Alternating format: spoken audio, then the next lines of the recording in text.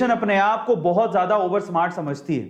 उन्हें ऐसा लगता है कि उनसे ज्यादा समझदार तो कोई पैदा ही नहीं हुआ और वो चाहें तो किसी को भी पानी पिला सकते हैं। और ओल्ड जनरेशन वाले तो उनके सामने कुछ है ही नहीं।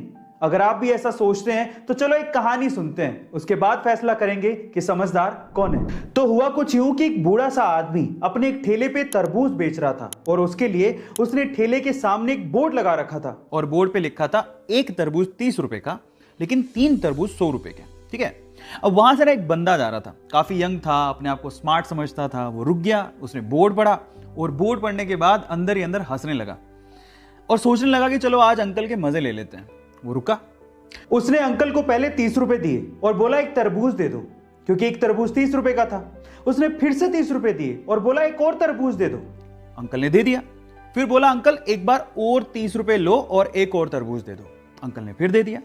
फिर हंसते हुए बोलता है अंकल देखो, मैंने आपसे 3 तरबूज 90 रुपए में खरीद लिए और आपने बोर्ड पे लिखा है 3 तरबूज 100 रुपए के। अंकल बिजनेस बिजनेस धंधा वंदा आपके बस की बात नहीं है, इसे बंद कर दो, घर जाओ।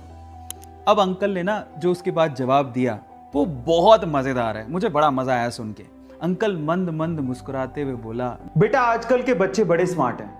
वो चाहें तो एक तरबूज खरीदने आए थे, वो एक तरबूज खरीद के निकल सकते हैं या फिर सीधे भी निकल सकते हैं, लेकिन मुझे बिजनेस सिखाने के लिए और मुझे अनपढ़ साबित करने के लिए वो मुझसे 3-3 तरबूज खरीदते हैं।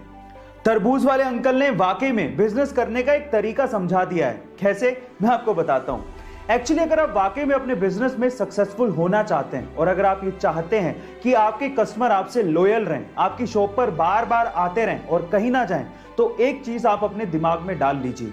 हमेशा आप कोशिश करिए कि आपका कस्टमर दिमाग में ये सोचे कि उसे माल सस्ते में मिला है और वो जीत गया है और आपने उससे ज्यादा मुनाफा नहीं कमाया है।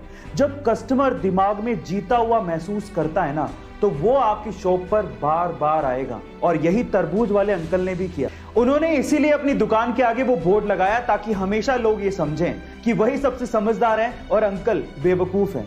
Now moral of the story, देखिए ऐसा है कि चालाक होने में और बुद्धिमान होने में काफी फर्क होता है। चालाक इंसान को ये अहंकार हो सकता है कि वो बुद्धिमान है, लेकिन एक्चुअली वो बुद्धिमान होता नहीं है।